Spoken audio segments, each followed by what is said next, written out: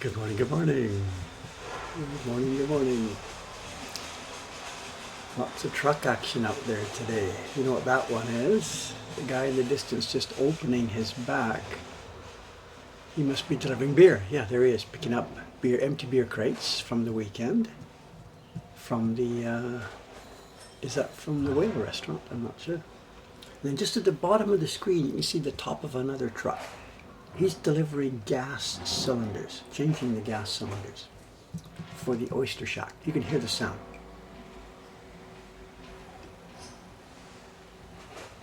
The gas cylinders have that echo sound. It's busy out there. Look at all that beer, empty beer. So as you can tell, we're still up on the third floor here, which means it's a printing day. We're in the front room of the third floor.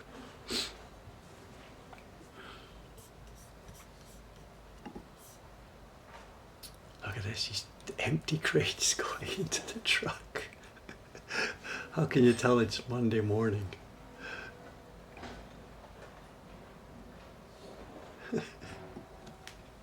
So many crates. What's that, 4, 5, 6, 7, something like 8 crates already. Cool. I don't think he'll be taking out 8 full crates to match. This is Monday morning, obviously. Look at that. Hey. So, someone say you can tell how well a pub is doing by looking at their empties, whatever. He may just drive off. The delivery might be a different person. This guy might just be picking up empties. Don't know. Someone saying about the carving bench. You'd like to see the carving bench. It's not really going to be something I'm going to be doing over the next couple of months. The way our balance of work is happening here in our workshop, we have lots of people to carve at the moment, and we don't have too many people to print.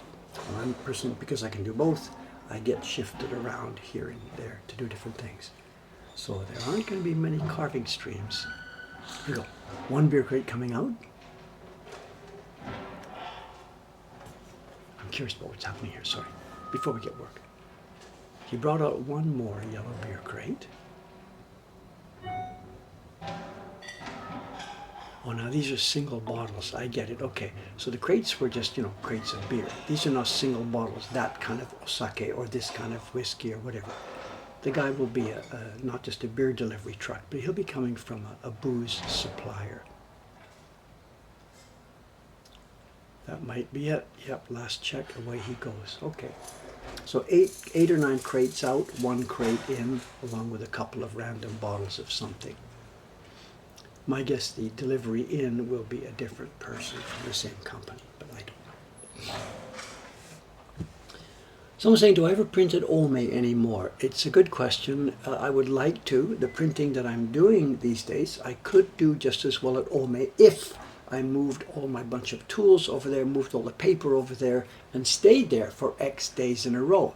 The problem is I can't do that. I'm needed here in management, and I'm needed here in the shop. So I can't just abandon Asakusa and go to Olme and be a quiet printer. So that's why I'm printing here up at Sugisan's old bench, which is all the wrong way around. Can't be helped. So we're printing, but what are we printing?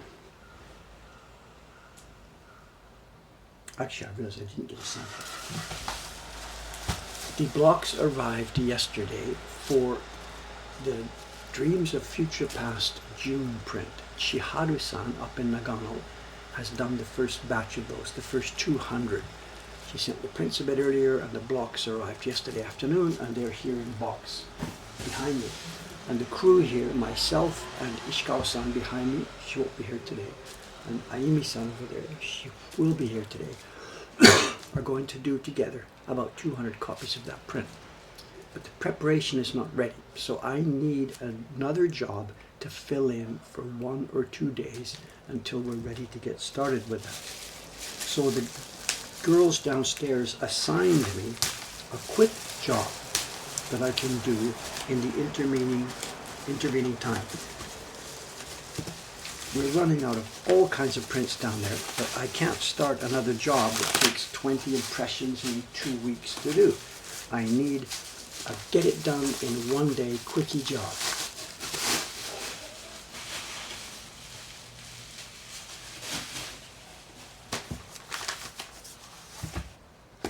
This is it. It's a 3-color print.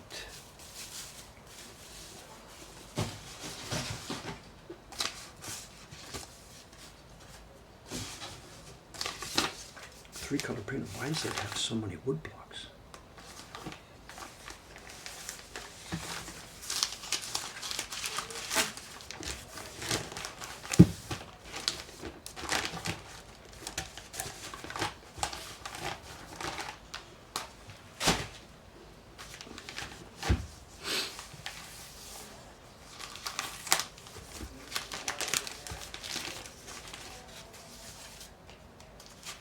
Oh, I see. That's the cover. This set of prints has a cover, so this is the woodblock for the cover, which I don't need here right now. Soka. That's the cover block. Then there's 3 tones, so we need 2 blocks to be able to get 3 sides. I get it. I'll talk about wrapping. Japan, welcome to Japan.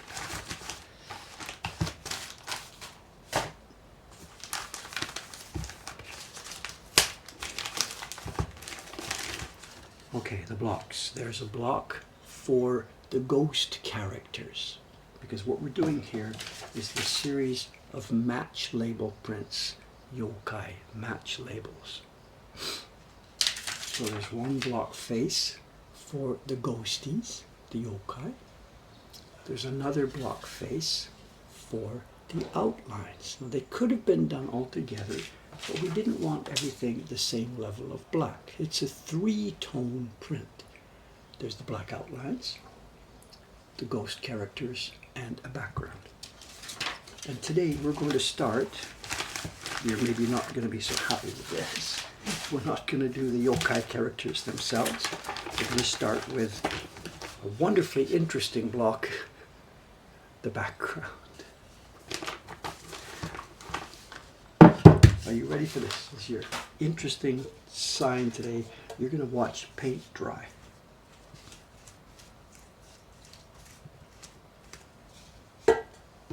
I should have actually moistened this up before the stream started.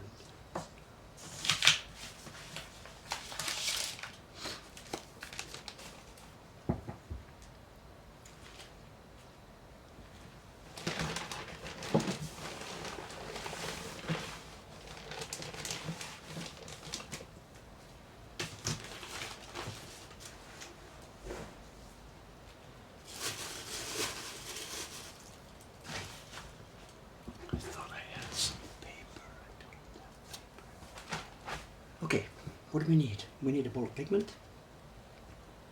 Paste is empty, we need some paste.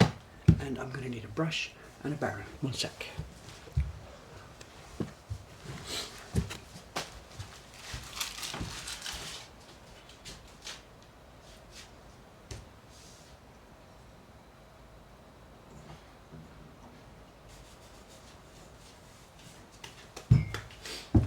Brush.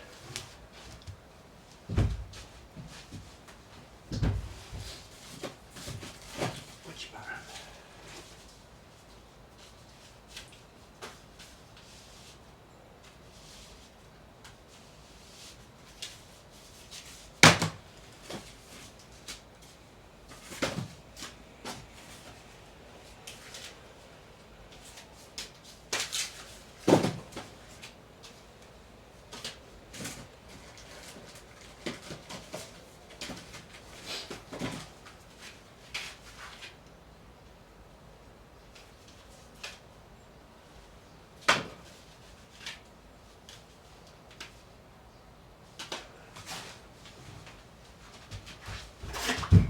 Not sure which one.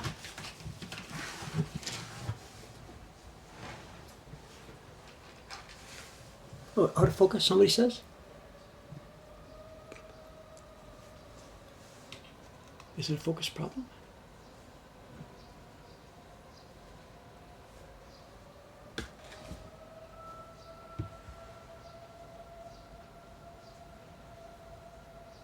Seems okay at the moment. Okay. Okay, I'm sorry, whatever. We'll see. It seems okay at the moment. I think I tried to put that thing too close to the camera, and maybe it was something that couldn't actually focus easily. We'll see. We'll see.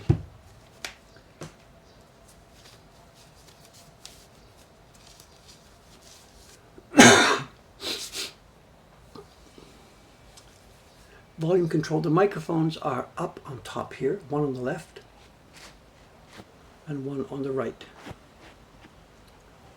if they're okay or whatever. So I'm saying turn off autofocus. If I do that, I think we're in trouble. I can only choose one particular focus point then. And it's not easy on this camera to actually set the manual focus point. It's difficult to see. It's really just designed to be a set and forget. If I try and use manual focus, I really think I'd spend all my time sitting there fiddling with it. So,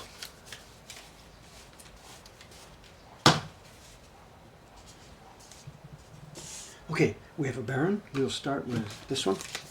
Might not be strong enough. Let's see. Let's start with that one.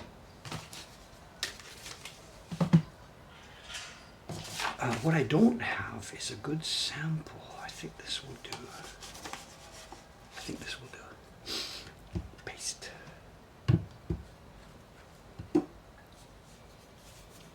Other printers coming in today. Aimi-san should be coming in today to sit next to me here. Ishikawa-san, I believe, is not here today. Although she didn't put her name on the calendar, on the fridge. But she could be coming in, and she simply doesn't need paper coming out. She could be coming in for a paper preparation day. So I really don't know. Aimi-san is coming. Ishikawa-san may be coming.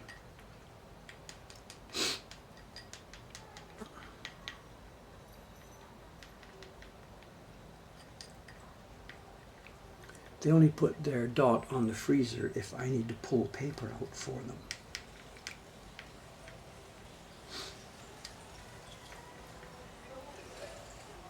Someone saying, is there a gradation? No, this is going to be flat, totally flat color.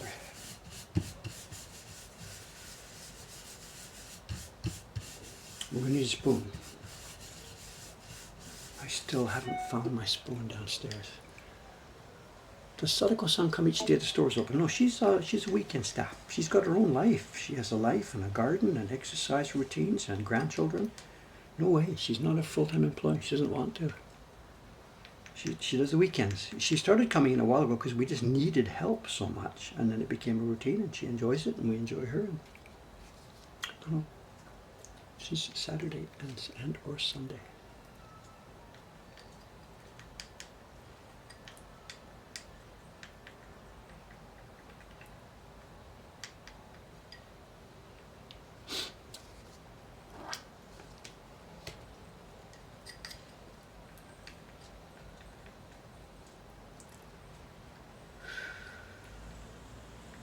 Someone says you met Sadako on a weekday. That would have been a rare time, a rare occasion.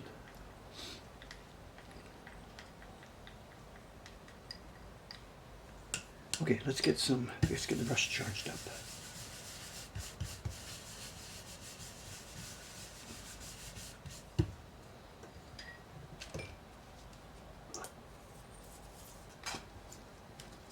Oh, I need. That's not going to be enough black, I think. That's not going to be enough. Let's try. Might be. Let's see.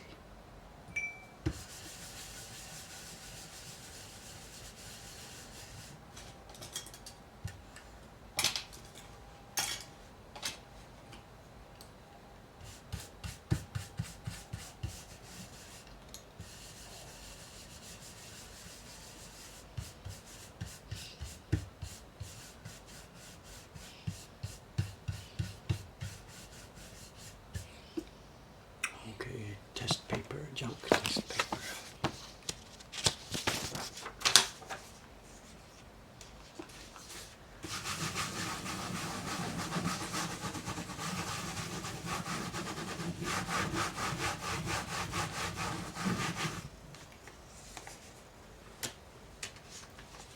That might be enough, you know, just a little bit of weak black pigment. I think we're okay. Let's roll.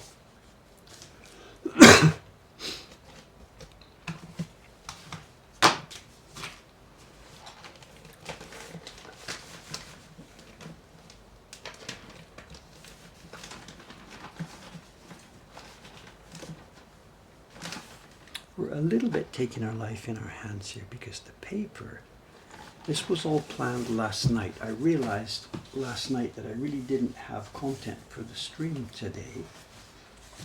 So I thought, what can I do, what can I do? Making this print had been planned, but I hadn't prepared for it.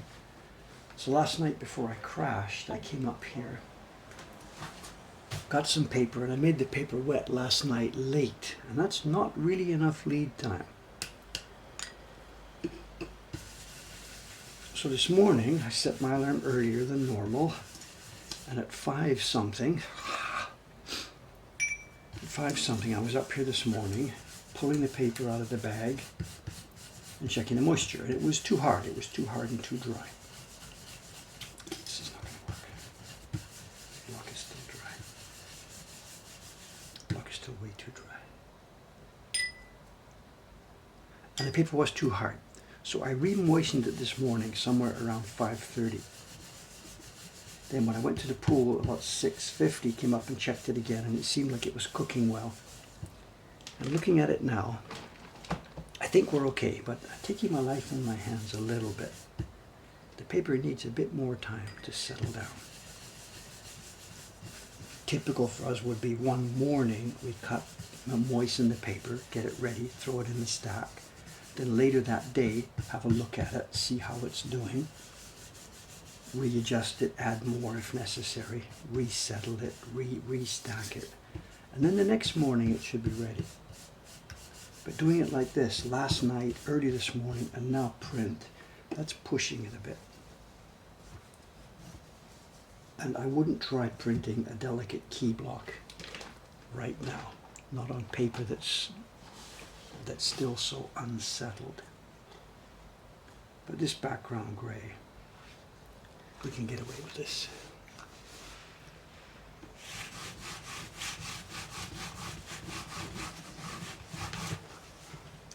And I'm going to need an interleaving sheet, I think. The paper is a bit too wet. Let's print this one.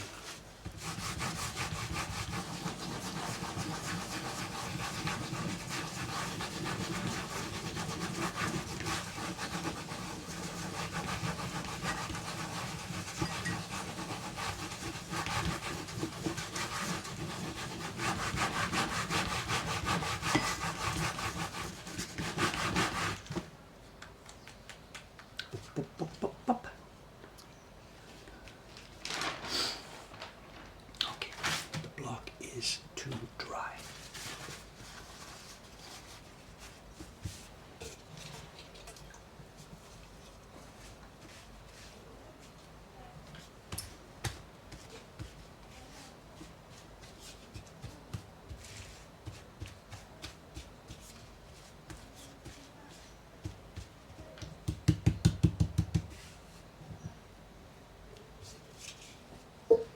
The block is too dry. If this was some smaller color zone or something, it wouldn't make any difference. But because this is all a wide area of the same color, parts of the block that are dry, parts that are moist, they're picking up the color in different ways. So there's no way. I can't continue just yet. Give me a couple of minutes and we can settle this down.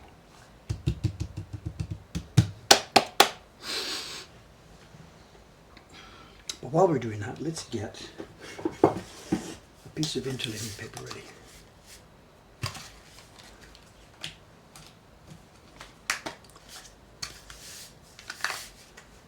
Any pool news? Not specifically, nothing dramatic. I went to the pool, had a swim, came back, whatever.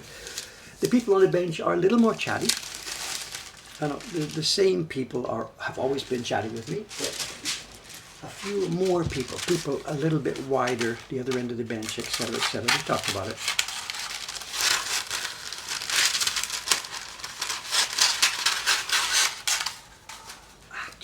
Actually, now that you mention it, there is a little bit of pool news, actually. Not the bathtub news. The bathtub is okay, but there is a little bit of pool news. I didn't really think this was worth mentioning, but when I showed it to Sadako the other day, she said, you got to tell the chat people about this.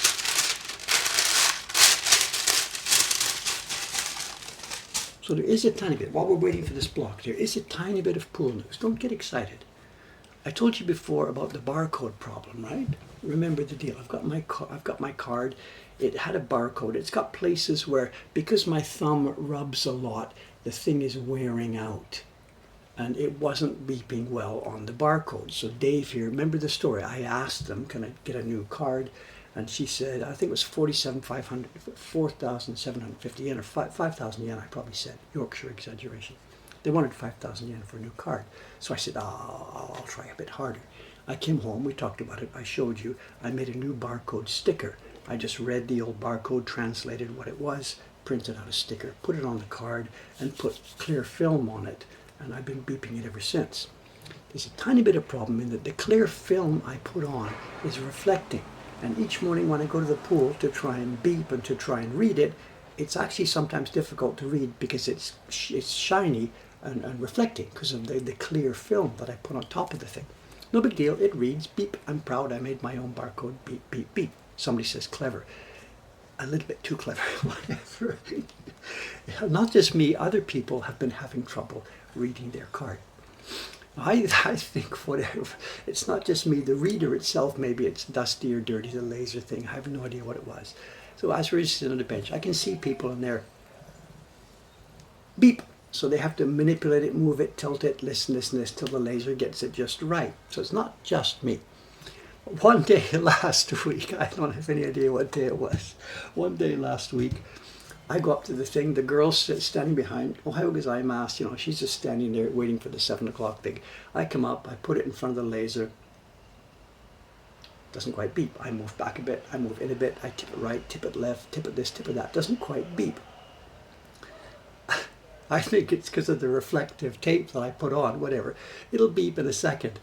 It took a bit too long. She reaches across the counter and grabs it from me. I'll take care of that. And I'm like, oh, this is my custom little barcode with tape. And like, they're not supposed to know about this. That I'm a troublemaker because of the ofuro. And now if they realize that I've got a fake card, but it's too late. I'm trying to get it to beep. And she grabs it out of my hand, reaches over, and she's confident, I'll take care of this. And I'm like, oh my God, am I in trouble now? I have no idea. Am I in trouble?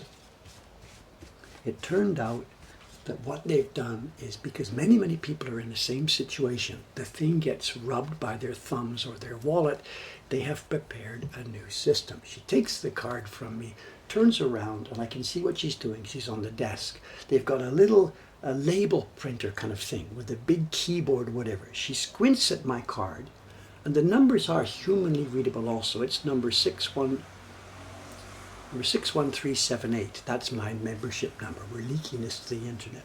61378. So I can see what she's doing. She gets the thing, 61378, blah, blah, blah, blah, blah. And she presses a button and goes, and it spits out a little bit of tape, a little bit of barcode tape. And she sticks it on top. What's happening here, you can see the long one in the background. That's the piece of barcode that I stuck on. Her new one is a little short one, just that length. And she didn't even blink. She didn't notice that I had stuck a barcode on. She didn't notice anything.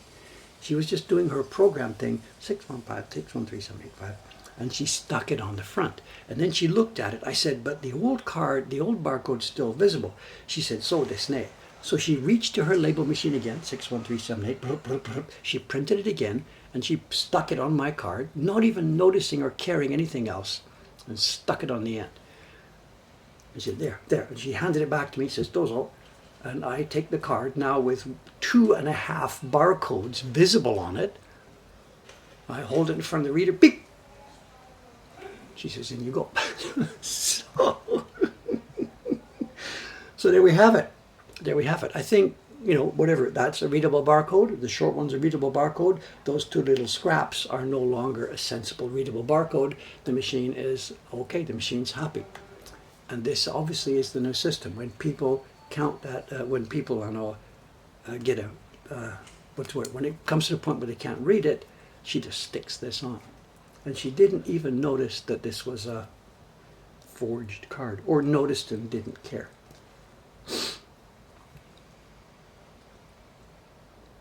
Yeah, they're in marks. Okay, I know how barcodes work, of course, yes. The little short barcodes are in barcodes with themselves. It's got a check digit.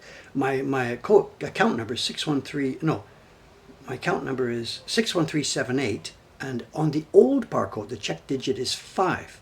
On the new barcode, there's something, it's a different system, the check digit is 9. So, whatever. The reader does understand what's going on, of course. She pressed the silent alarm, so underneath the counter, the cops come at each side and grab me. So there we have it. This is a whatever, triple forged, I don't know, anything. Anyway, it worked. And since then, this was, I forget what day it was, Monday or Tuesday or Wednesday. But since then, it just, and it beeps fast. I just wave it in the general direction of the reader, beep, and we're in. So sorry, sidetrack, but anyway, we need this block to get warmed up. So might be she thought it was a previous official repair. Possibly, yeah, yeah. So the idea of having these cards with a barcode stuck on, they would never imagine that someone's going to do it themselves. I understand that. So yeah. Is Dave happy she didn't notice, or disappointed she didn't notice? I do not want her to notice that I fooled around with it. The pride value, look what I can do, is heavily, heavily, heavily outweighed by what have you done. So I get whatever pride I need from you guys. It's okay. I do not want her to notice my cleverness, not at all. Last thing, the clever nail gets hammered down. So maybe the real boss, Suzuki-san, told her not to escalate stuff. No, I don't think so. We don't have to overthink this, you know. All right, is our block stable?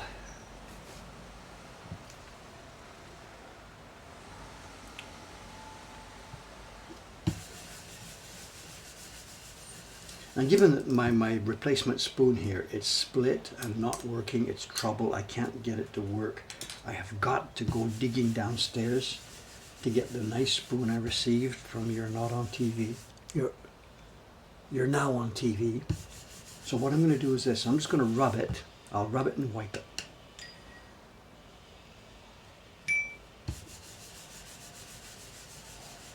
So I rub it on, let it fall, let the chips fall where they may.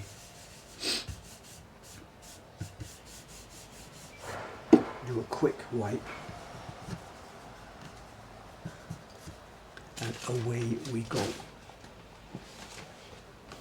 And the paper feels nice. It feels nice and soft, not too damp. I think we're a bit close here.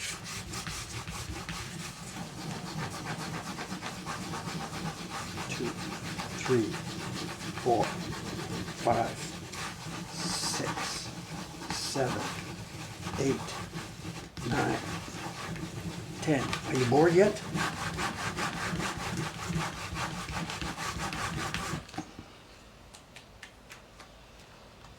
And we have a much smoother. I think we need a bit more paste.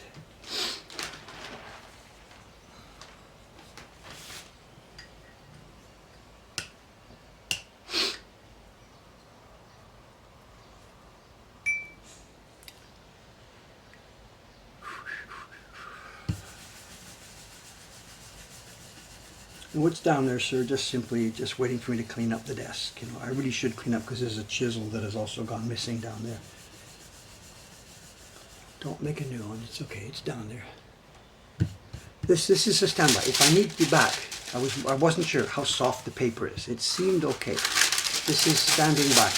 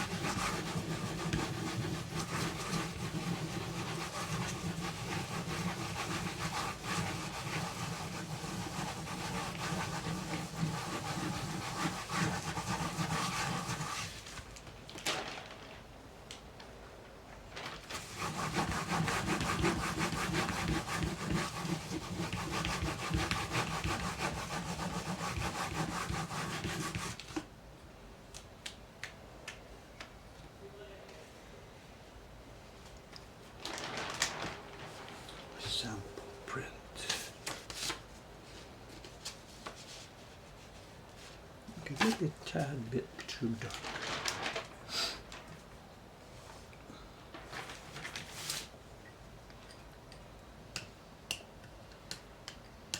There's a large surface area here, you know. We need a fair amount of paste. I haven't mixed enough paste for sure. Compared to most of the blocks we print here, you see there's an area carved and carved and scooped out and carved. And the actual surface area left behind usually is not so much. But the surface area behind here, this is like 90% of the print itself is left behind. So we need a fair amount of paste here to cover this.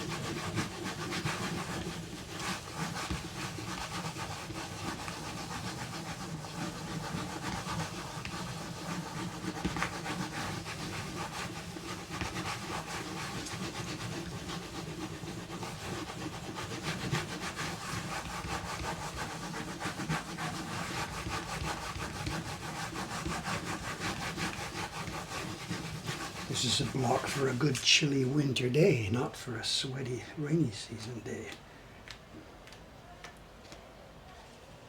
Boom, boom, boom, boom, boom. Okay.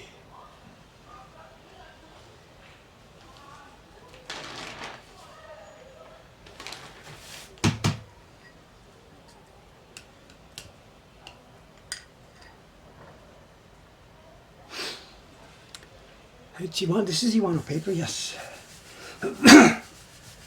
We do have a little bit of talk today about the paper, the batch of paper that I received from Murata-san the other day. But I need to show you a couple of things. So let me print a bunch here first to get this thing rolling. Then there's a couple of things to show you / ask you about the paper. Nothing dramatic, just is the Murata paper as tough? No, I gotta say no. The Murata paper is a bit more delicate. It does take rubbing. You've seen me. We've done a vigorous rubbing on it, but it's not as tough as the Iwano paper. Oops, Dave, wipe.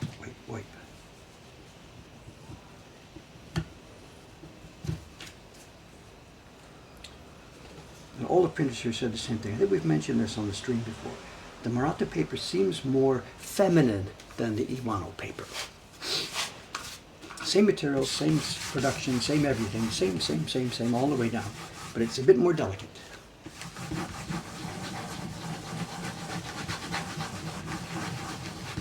And it's more, that's not negative, that's just simply describing a characteristic.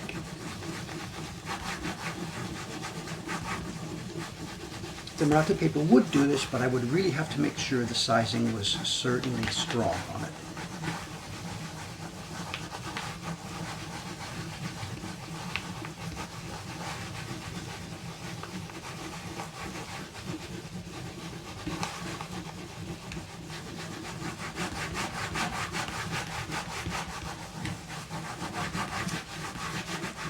Getting my exercise today.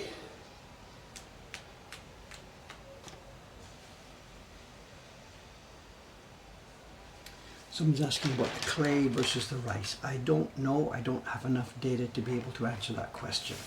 I just don't know. My first guess about the strength and the delicacy would not be specifically the clay. It would be the rocking and the way that the fibers have tangled or not tangled so much. That's Dave's best guess on this. Block is still dry, you know. Even when we're rubbing the block, it's dry. is still dry. You know, if I sit there and talk, the block's drying out. But even as we sit here doing this, water is still creeping down, down, down into the block. It's not drying out per se, but the surface area is hard to keep moist. No, it's trying to dry out.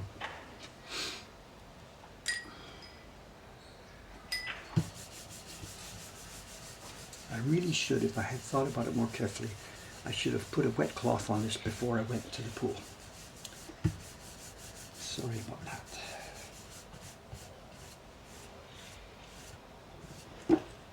I really, really, really should have done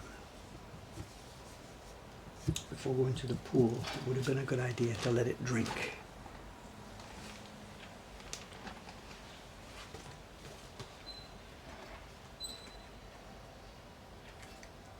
And even now, with the water on the top of it, while we're printing, moisture is now still seeping down, down, down, down into the wood.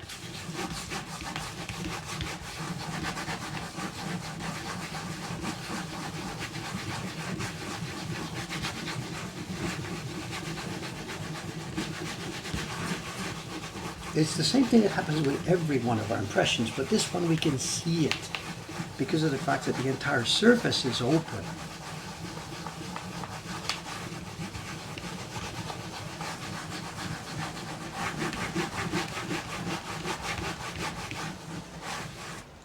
We're going to use up our skin here very, very, very quickly. Yeah, patchy. Look, look, look, look, look. Do you see it? Patchy.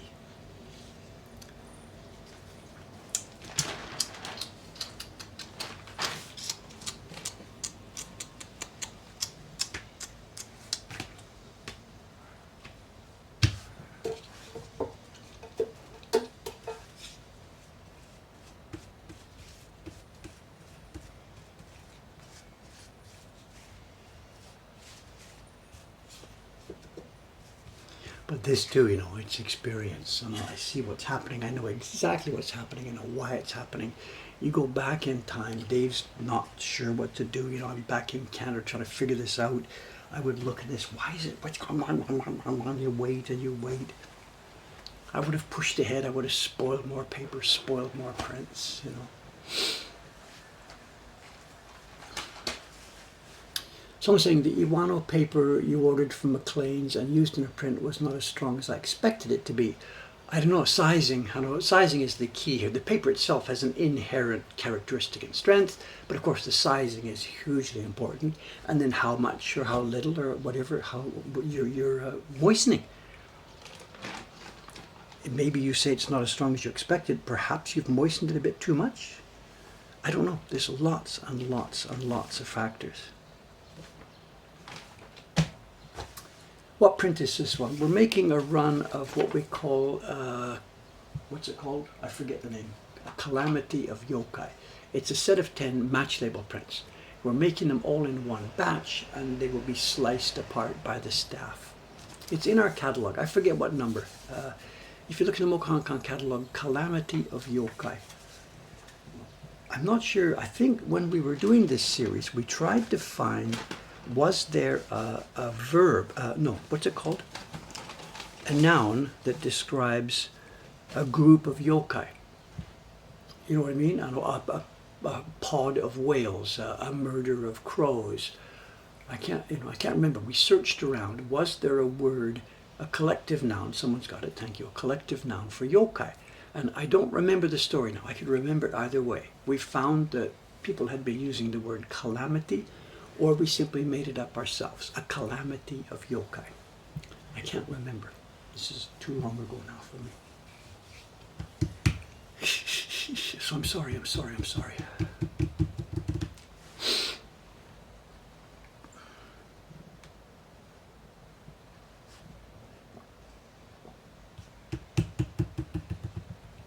Okay, while we're waiting here, as I said, there's things about the paper that I wanted to talk to you about.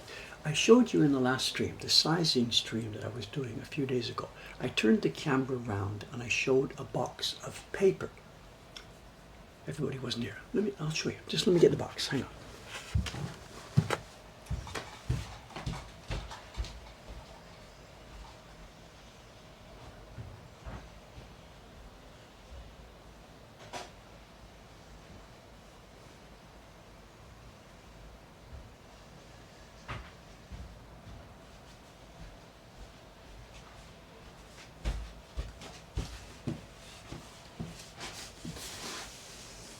here is the new box of paper from Murata-san. I'm doing this to show you, give you an idea of the size of what we're talking about.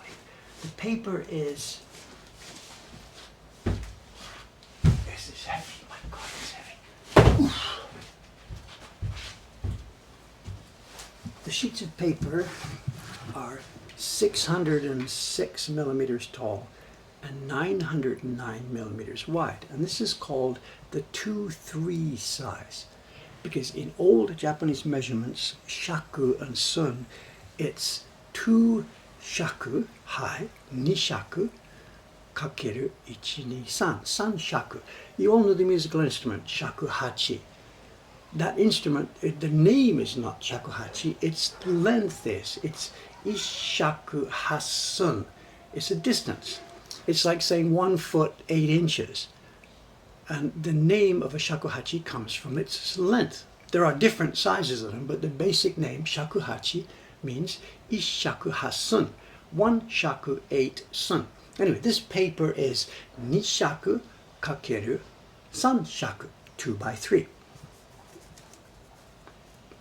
We got a bill for it the other day. We paid. The bill came with the paper, and we paid it. And it will be fun. This is not, secret information that nobody else in the world should know about. I think, whatever. We got a bill for the paper, and we paid it. And here's the bill, and here's the amount in Japanese yen. I can't see it. Is it holding in the right place? It's 1596980. 1 million, yeah, near enough 1,600,000 Japanese yen for that little box of paper. Somebody got a number here, 1,600,000 Japanese yen. What's that in real money?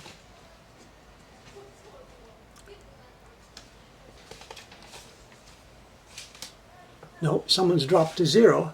Try it again, boys. You're all wrong. Dropping a 0. I said 1,600,000. Get it right. Yes, the Nightbot's got it. It's an $11,000 box of paper.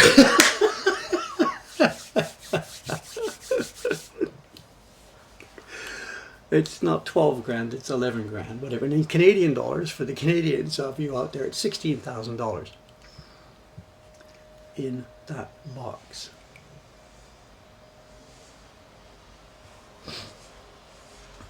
Pretty soon we're talking about real money. So that's a box of paper, which we will now chop up and use and use to make woodblock prints.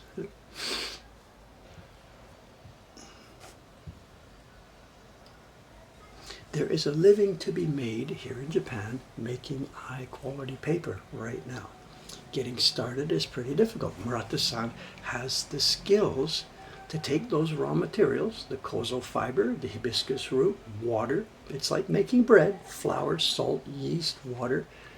She's got the skills to take those raw materials, do her magic, and produce a box like that somebody will pay $11,000 for. Will it be used only for the subscription series? Yes, that paper is now enough to take us at current rates of usage and spoilage and orders. That's enough to take us through our subscription series to the end of this year.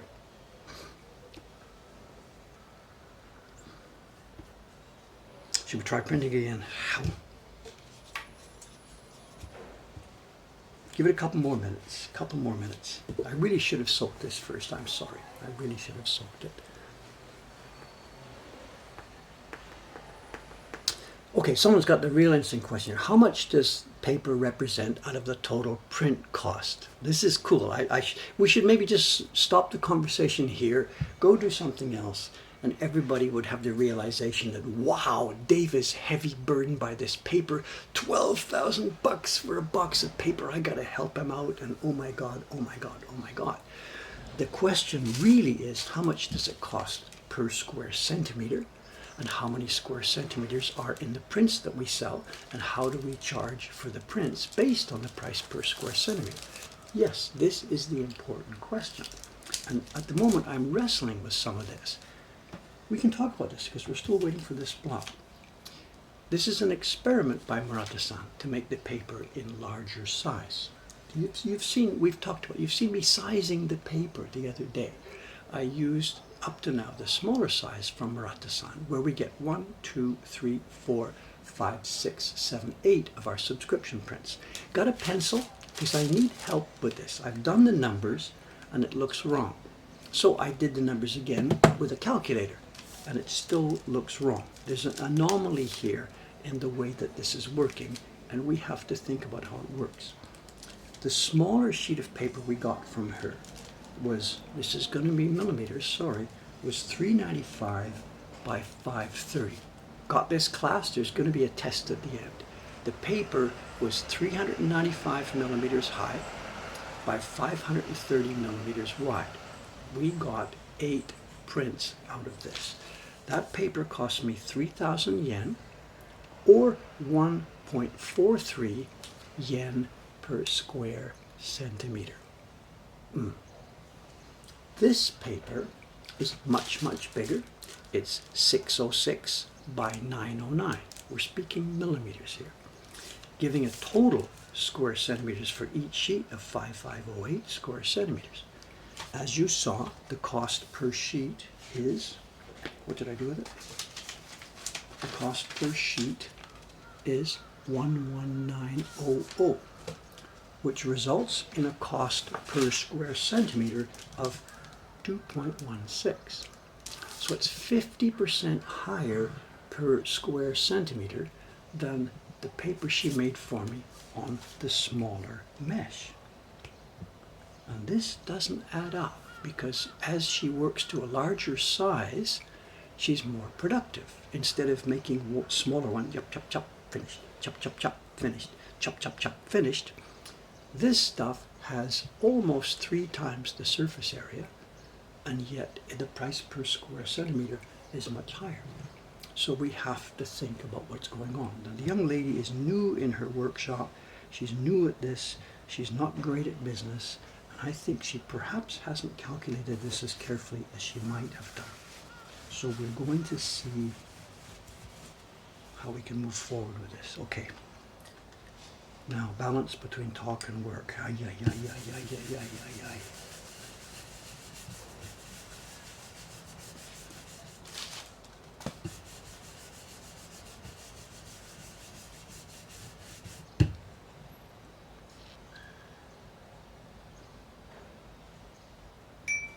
Someone's asking, didn't we raise the price? All of the prices we're talking about here are way, way, way, way, way higher than anybody else in town. We've told her this. We want her to be in a sustainable business. So at the beginning, I gave her the prices. We'll be willing to pay this much. And she said, no, that's too high. And we said, relax, we'll pay it. So this is it's all a new world here anyway. But within her own workshop, she needs to be consistent.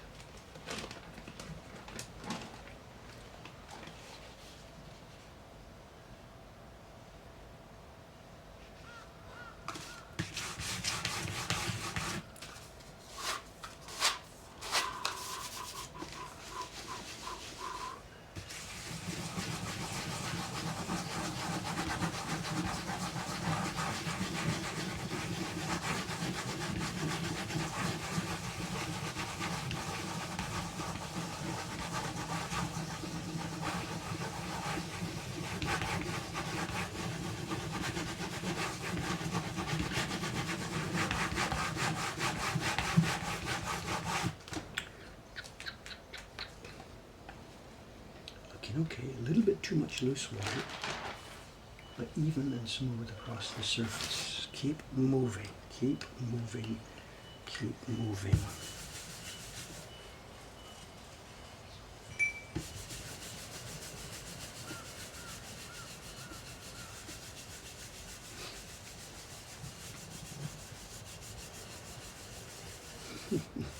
Now that I think about it, this is the worst possible block to use for a stream. Because if I stop and look at the chat, it dries.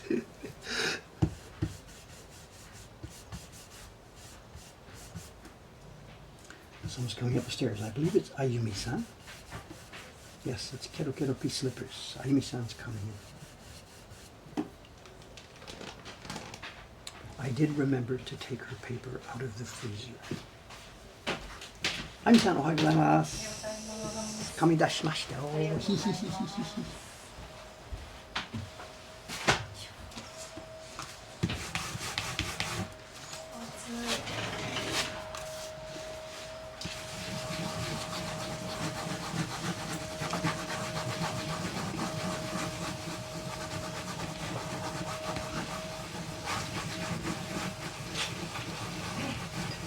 今日冬の仕事ですよ。はっはっはっは。エアコンつけてないんですか？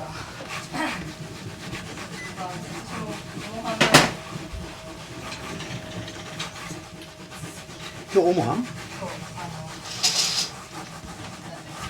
リーフじゃないや。テストって書いてある。なんだっけ？美の謎でしょ。はい。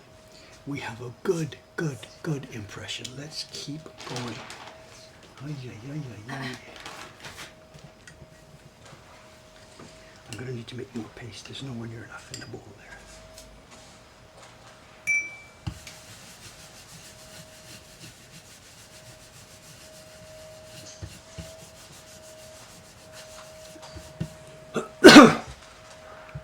Some saying if the larger sheets are harder and take longer to produce. They are, but not 3 times as much. It might take her, I'm just randomly pulling a number out, it might take her twice as long to do each one. But the productivity ratio is much, much higher. There's no question that from the workshop's point of view, her cost of production is lower with those larger sheets. The material cost is exactly the same per square centimeter, but her time absolutely is reduced. This is why she wanted to do it this way. She pushed for this, not me.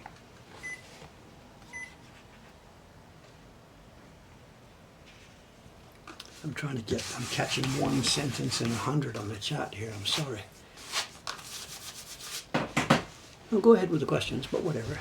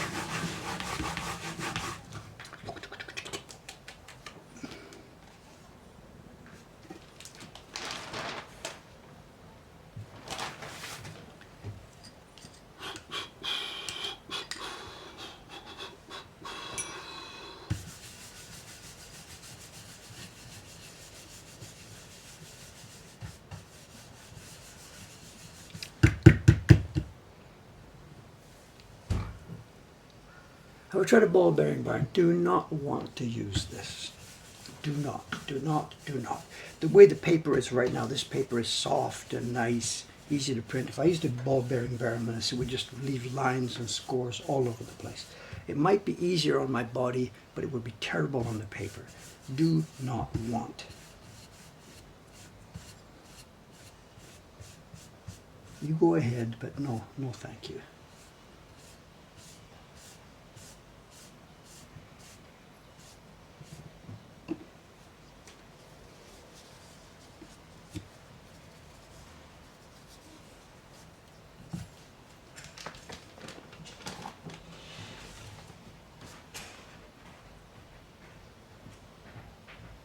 Just use a printing press, whatever. No thanks.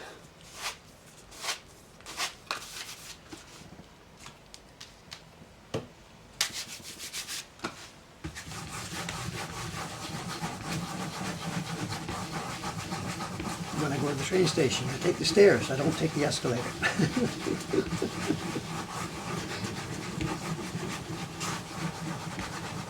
Oh, Yumi-san, no. She put the air conditioner on and it's blowing a blast of cold air across this block.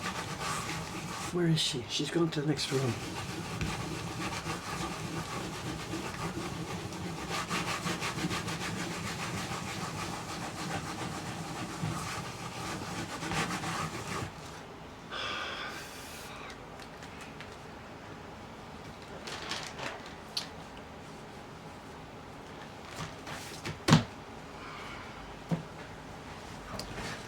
trouble. アミさん、もう風がすごいよ、このヒーター。ちょっと待って向きを向き変えますか？わかんない向きね。まあ僕が一応ちょっと段ボール持ってきますけど、ちょっと待ってね。これだよね。ちょっと待って。It's okay, I'll get a board.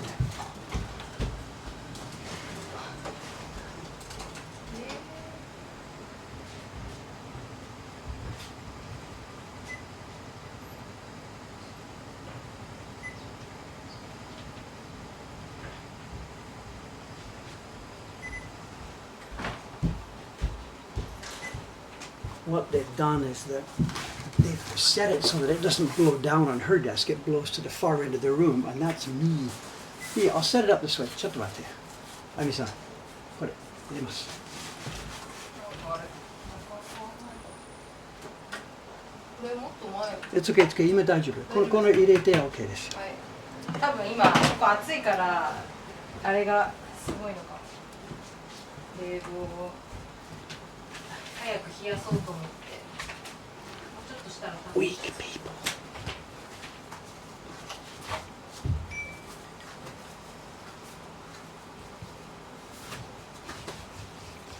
Okay, I've put it up. Don't know if we can see it here. No, I can't move everything around.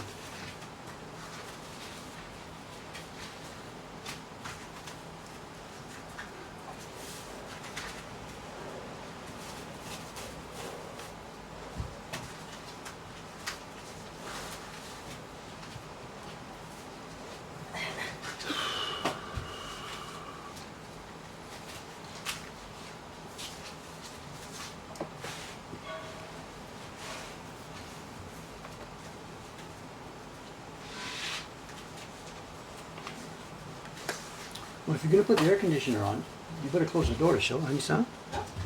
エアコンがついたらドア閉まらないと。あ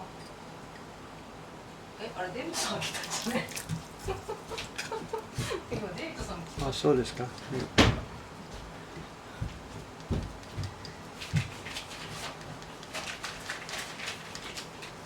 今年の夏は難しくなりますね。僕はエアコン嫌でしょ。もうこれから水利の仕事をずっとやりますよ。あ、そう。そう。どうするかな。じゃあ1階とかどうですか。This is my building. I own the place. 僕はオーナーです。This is going to be trouble. This is really going to be trouble. Recently, I haven't been up here printing. It's been ladies, ladies, ladies. They demanded an air conditioner. We bought it, we installed it, and they are also delicate. They need an air conditioner. This year, I'm printing here most days. We're going to have trouble. I can't bear this. 絶対ここ危ないよ、そもそも。危ないじゃない。エアコンは弱くなりますよ、人間が。そうだけど、いやそれはもちろん使いすぎよくないけど、ここ3階だし、デイビッドさん年だし、絶対危ないって。危ないじゃないです。危ない。危ない。夏になったら暑くなる。冬になったら寒くなる。いや、ずっとなんか電車並みにつけろって言ってはいないけど、程よくつけないと。いや、デイビッドさん一人の時はいいけどさ、本当にみんな来なくなっちゃうけど。ソリッシが来なくなるよ、そんなここつけない。いや、でももうそれになったんでしょ。We have no printers left anyway, so what's the difference? どういうこと？そうなったんだ。ああ、でもまだ残ってるじゃん、他に。私もだけど石川さんだったり。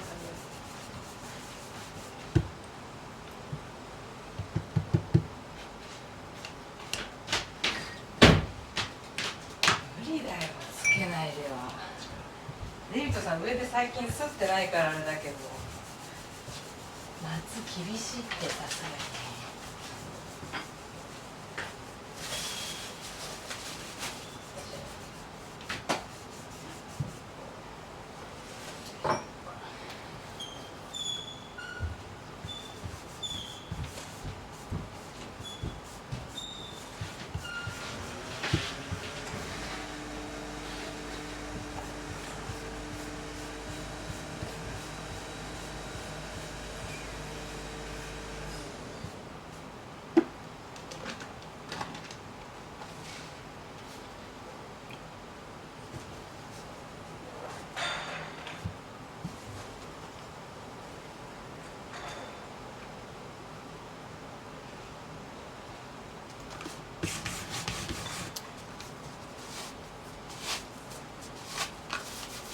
It's not a cold war, it's a hot war.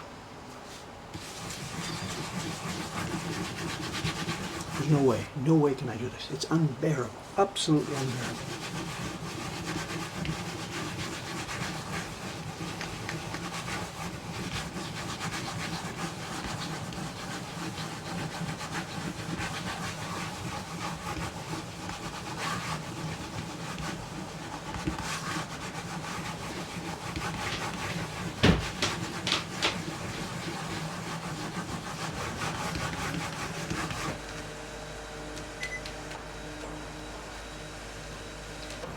都庁のルールありますね。何度以上。あちこちのお店とか仕事場とか。あれ28度設定。28です。ないよそんなの。そんな設定。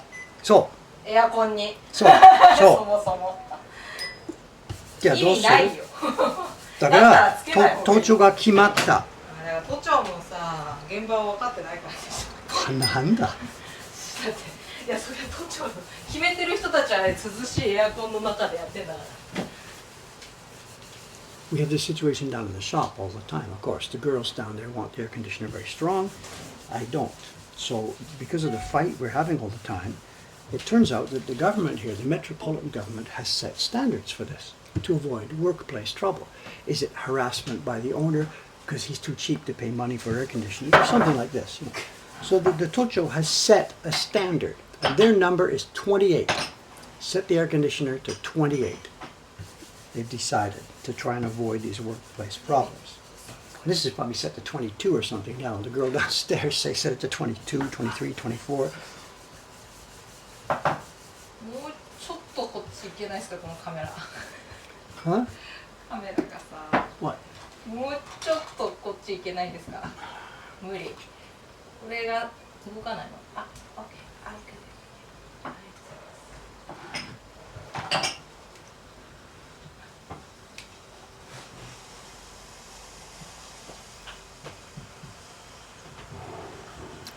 Part of the focus problem, of course, it's at an angle.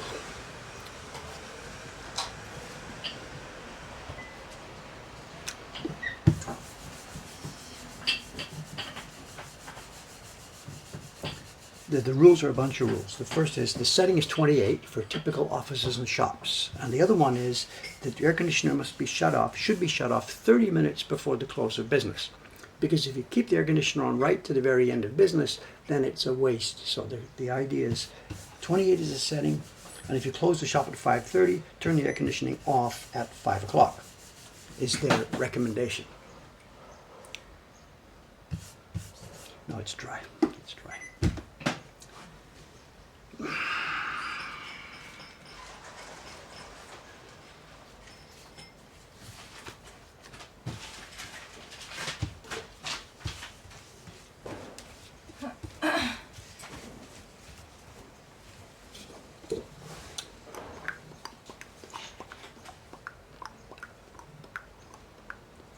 Wouldn't customers appreciate a nice cool shop? There's a difference between people walking in off the street who are there for a short time and people who are there all day long working in that room. This is a bit of a paradox and can't be helped.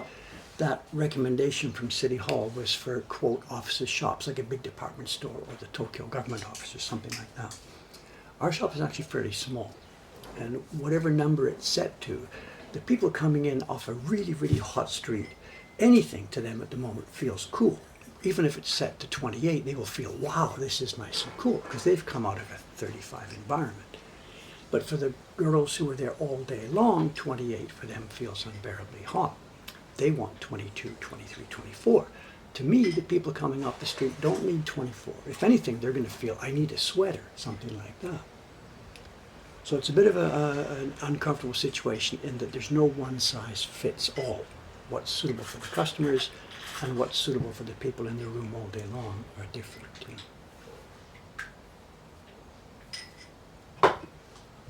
It's not a majority vote. I own this place. I run this place. It's not a democracy. But I'm going to lose this one, obviously. So.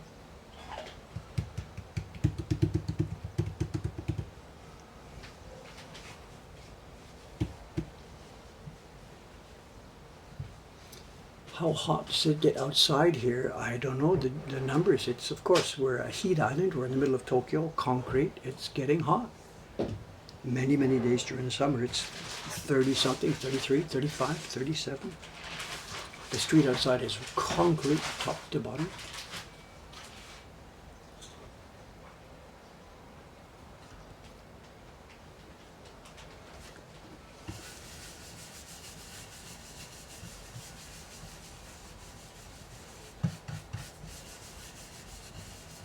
Ah, 今チャットからの返事ありますね。なんで答えは簡単。デイビッドは本当のスリし、この部屋はデイビッドのスリ部屋になります。真ん中の部屋にスリ台2つありますから、スタッフどうぞ真ん中の部屋でやってください。いいね Send the girls to the middle room. That's the idea. ナイスアイディア。じゃあ There's no air conditioner. There's no air conditioner in the middle ありがとうござい room. ます真ん中の部屋にエアコンがないんです。だから12年13年間ありがとうございました She says so long and thanks for all the fish. 今までありがとうございましたでも真ん中の部屋にエアコンがないでしょ。だからこの部屋にエアコンがある。だから誰が動きますか？移動しますか？いやでもねそりゃそうよそりゃデビッドさんあれデビッドさんの寝てる部屋はエアコンあるんでしたっけ？ありますが、一回使ったことないです。そうかプリントパーティーコロナの前にプリントパーティーあったんですよ。あーそうかそう。The room that I sleep in downstairs used to be the old print party room, and there's an air conditioner in there, and it hasn't been turned on since the day we had the last print party in there. So. But no, she's got the answer. Somebody's got the answer here. Dave should move to the middle room where there is no air conditioner. And the girls can do whatever they want to their bodies in this room. I guess that's the answer. But if we do that, the cable won't reach as far to go outside.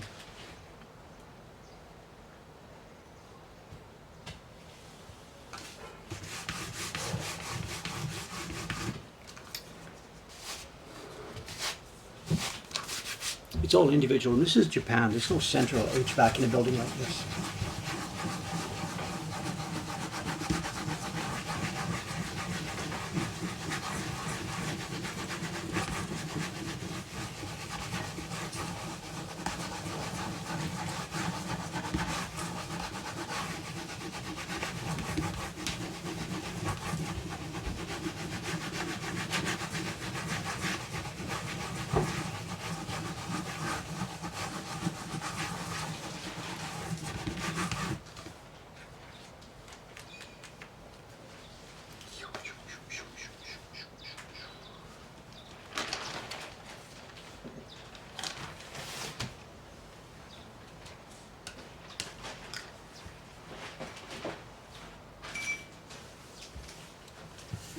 Very few places in Japan. The only places in Japan with central HVAC are massive skyscrapers downtown. Everything else. I mean, I was in a hotel a while ago. When did I? When I went to the papermaking village, whatever. The hotel. It's a massive hotel. Each room has its own air conditioner on the balcony outside. Japan is crazy this way. Crazy this way. My home in Omi, of course, has no central system. You buy a house today in Japan, anywhere, it's got no central system. Very, very rare. This building, inconceivable in that era.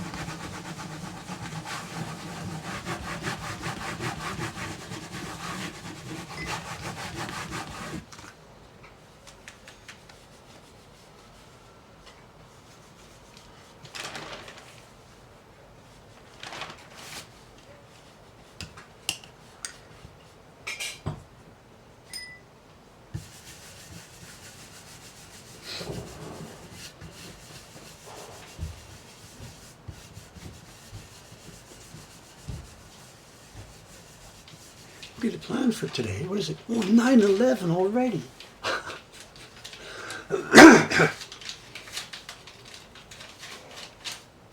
The plan for today, I was going to print about halfway. Okay, we're going to print to 9:15 then. We have a show and tell. We still have more of those match table prints to see.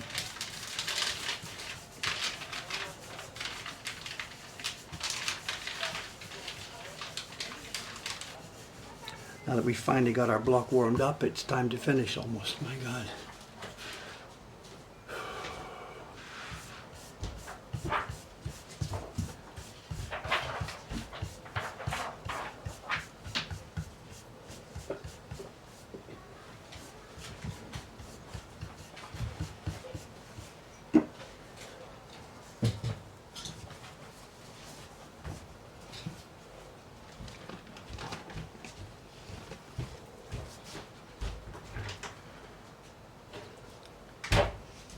The other problem with the air conditioner discussion, and there's no way out of it for me, is they look at me and they say, Dave, the world is different. You grew up in a world without global warming. It was okay. Summers got hot, but you could bear it. It was okay. These days it's different. It's not like when you were young. Now the summers are too hot. Now I get global warming, I understand it. I'm not a denier or something stupid like that.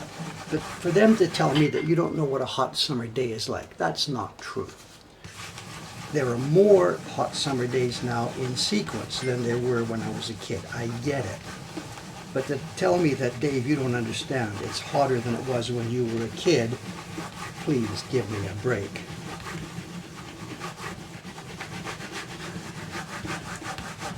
But they're convinced of this. They're convinced I lived in an old world back in an ice age and that I don't understand what it's like these days.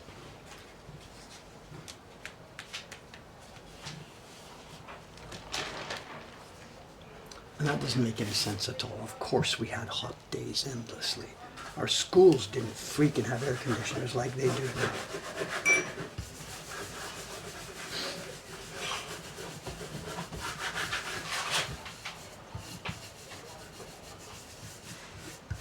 Block's getting dry. What's the time? 9:14. One more sheet.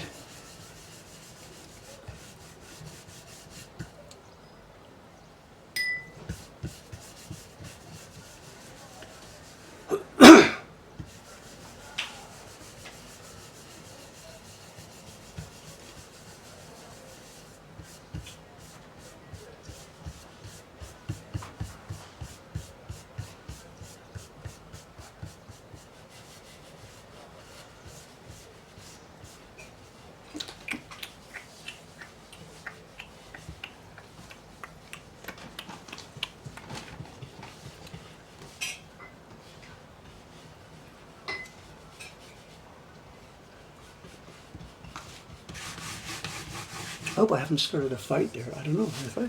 Sorry.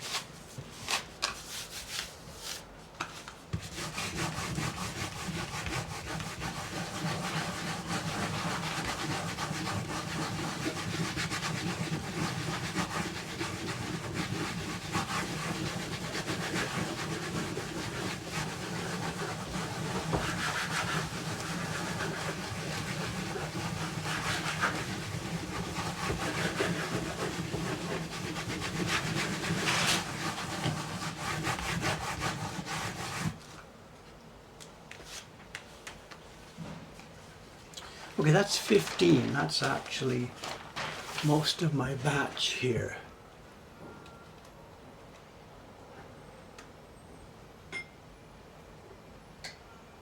That's 15. I've got 60 sheets in here. That's 1/4. It's a good place for me to take a break here and switch to show and tell mode.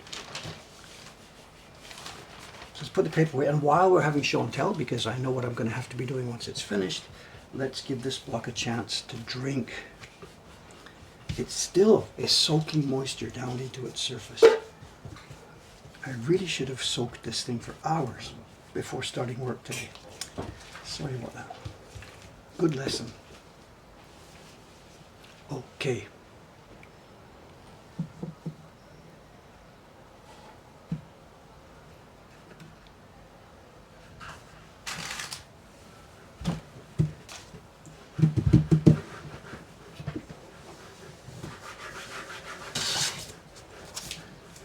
The other thing about that air conditioner thing, now before I let go of it, so I'm not going to sit here too much, but the other thing about it is that to really generalize, my generation versus younger people these days, if I'm allowed to say that, because I grew up, it was really cold in winter and it was hot in summer, and we didn't have that much climate control inside the buildings. So in winter it was put a sweater on and you felt chilly sometimes, and in summer you kind of sweat a lot and you would do with it. So your own environment did flow naturally. You were hot in summer, sometimes too hot, and you were cold in winter, sometimes too cold. And I like that. That to me seems a natural progression. It never got so cold we couldn't survive. It never got so hot we couldn't survive.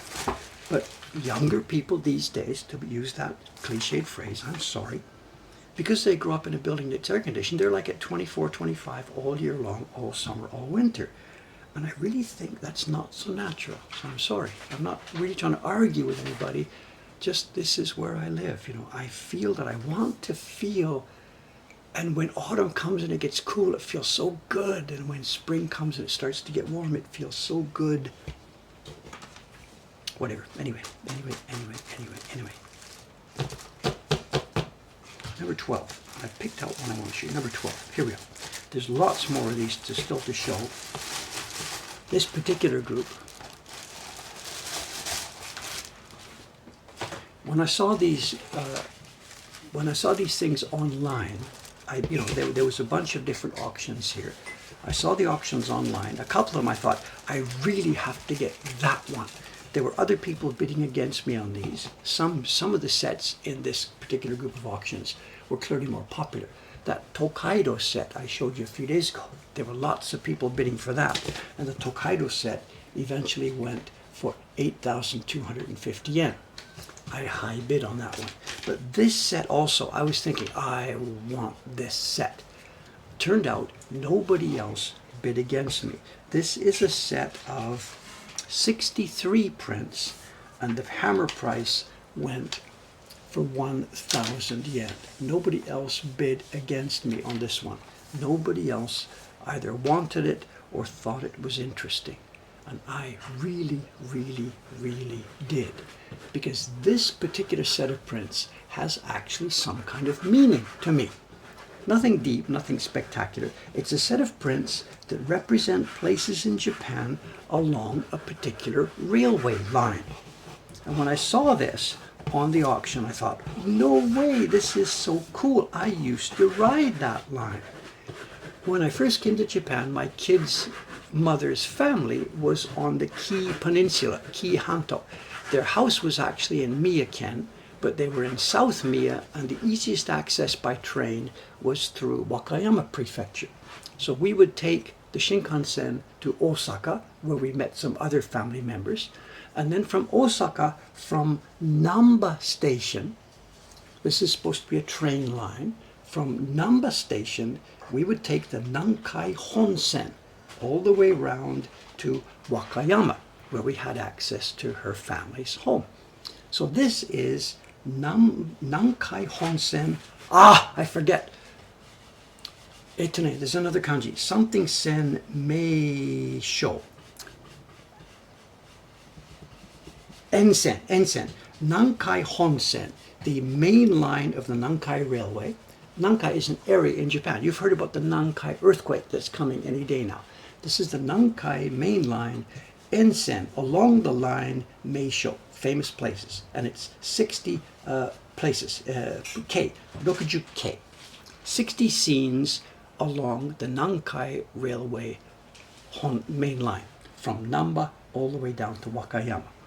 And there they are. There's a whole bunch of woodblock prints representing stations along the way and some famous place that is at each station. Some of them I can read, some of them I can't read, and Dave here has been through all these stations. I certainly didn't get off at each one. We were using the main line just to travel somewhere else. But what they've done is they've replicated two old train tickets.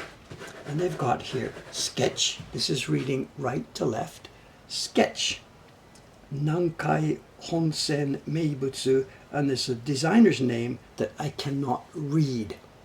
It reads right to left. It's character character, and they've punched out the guy's name.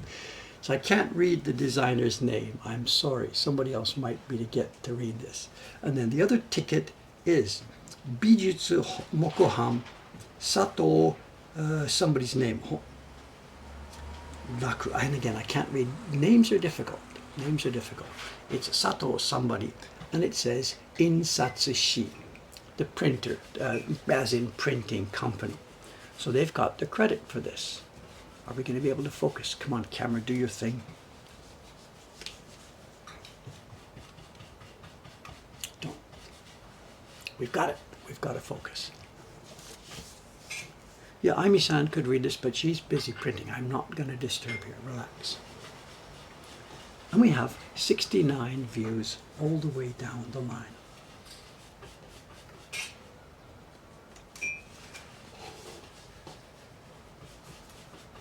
Not 69, 60. 60 views all the way down the line.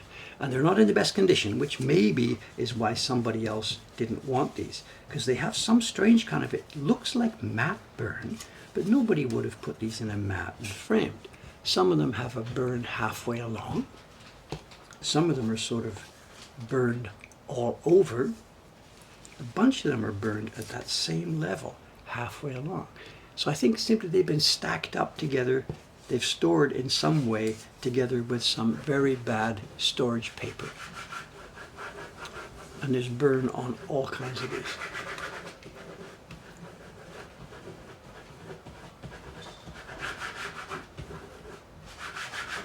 Do I know what these places are? No, not at all.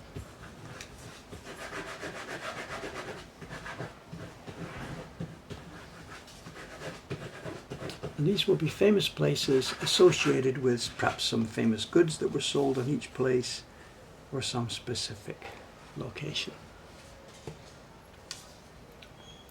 And there's another thing about it. The set doesn't have a date.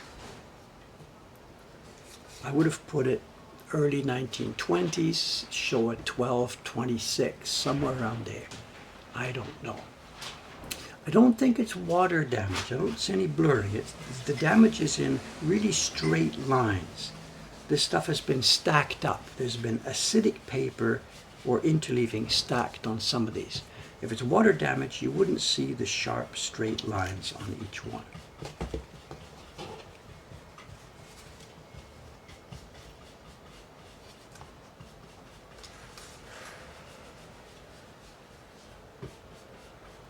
Someone says Showa 12, 1937. No, I think these are earlier than that. I don't know. These are earlier. This is early on in the match label genre.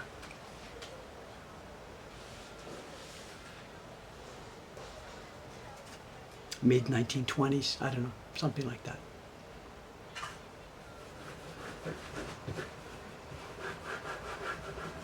Actually, part of a hint, we could, if we started to research this, when did the Nankai Honsen get built?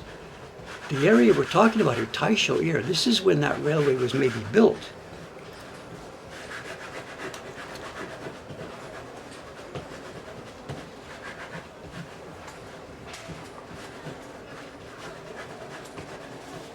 So it could be that this is a set that commemorates the opening of the Nankai Honsen, or how far down it went or something.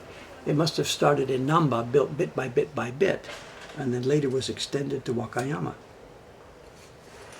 So if I was going to shoot for a rough guess on this, I'd say this may be where the set was maybe made partly in commemoration of the railway going down there.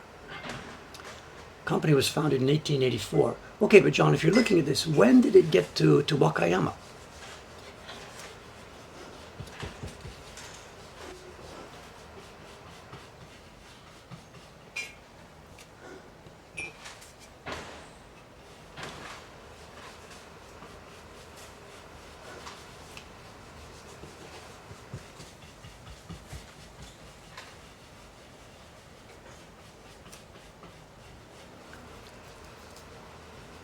If somebody's got this, prints that were sticking out of the stack and stuff like that.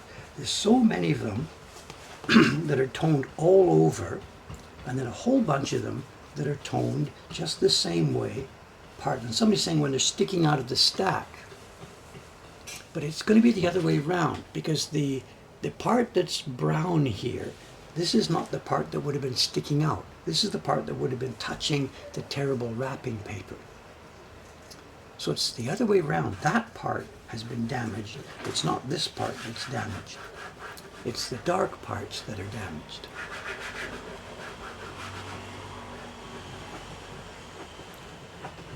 Wakayamashi station. No. The terminus station is Wakayama. Wakayama. When did the line get to Wakayama station?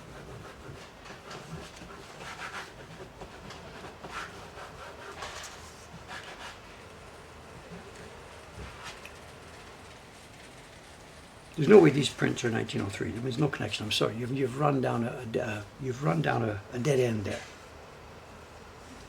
You're on the wrong station there.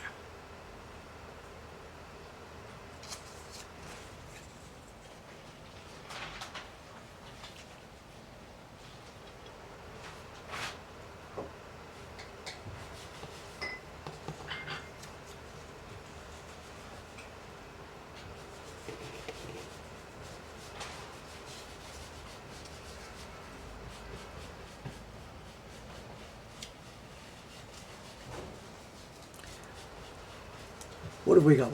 The line extended to such and such. Completed to Wakayama in 1922. This makes sense. Here we are. We have Namba all the way down to Wakayama, which is where it ends now, still. 1922. That's it. I said there's no date here, but this can't be earlier than 22.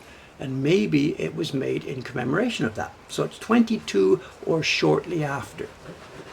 Someone says maybe a 20-year commemoration. No.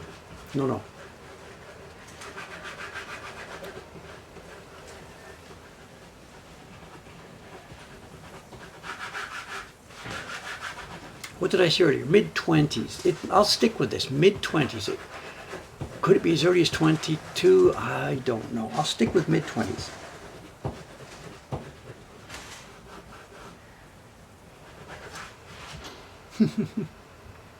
Funny little designs. It's good fun. Look at the mushroom trees.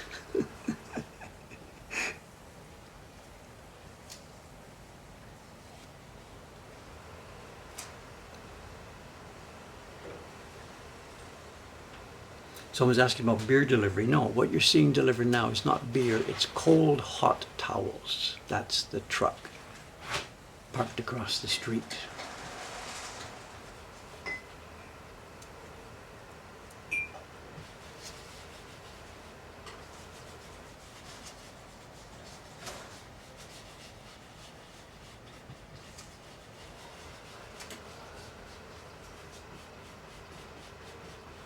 Right, so when I get a minute, I'll get a postage stamp album. We keep these prints in postage stamp albums, what they call stock books. They're black and they have little plastic pockets. And boop, boop, boop, boop, boop.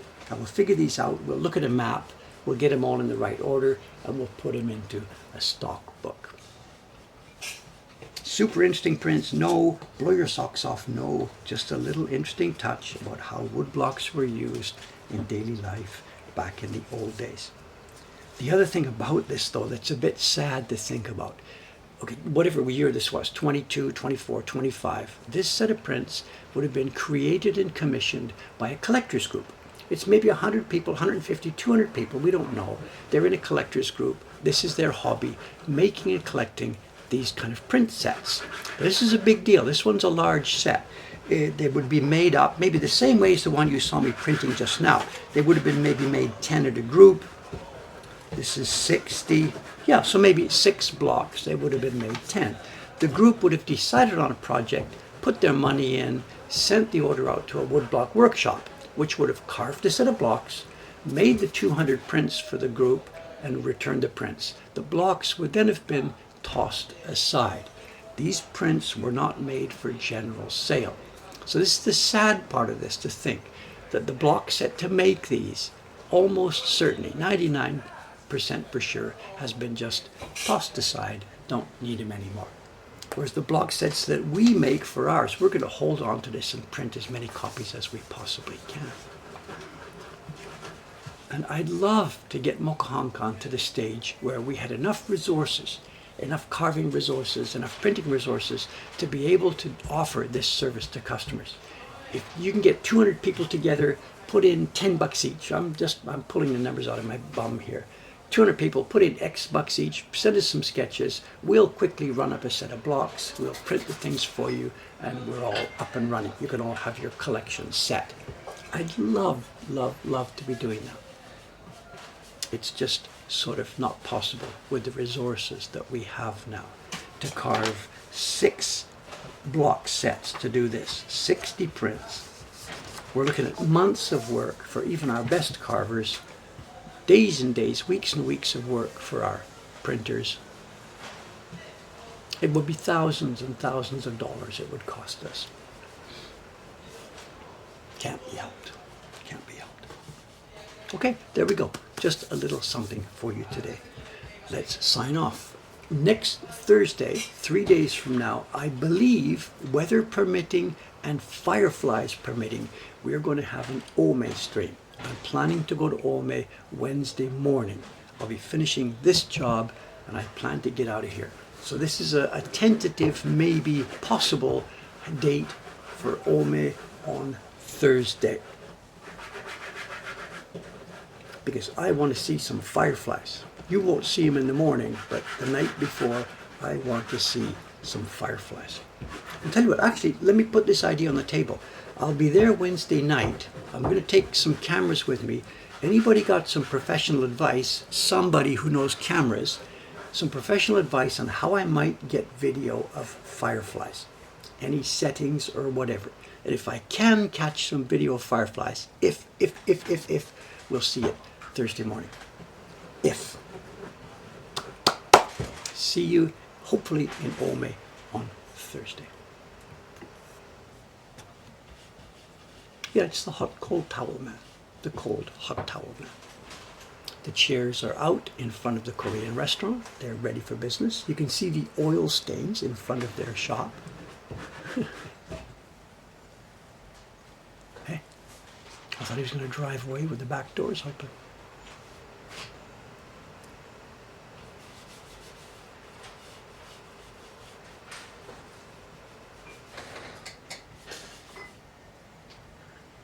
Asaksa, another day.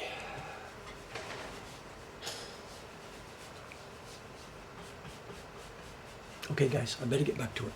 Thank you very much. I'll see you in a few days. Bye for now. 3, 2, 1, and away we go.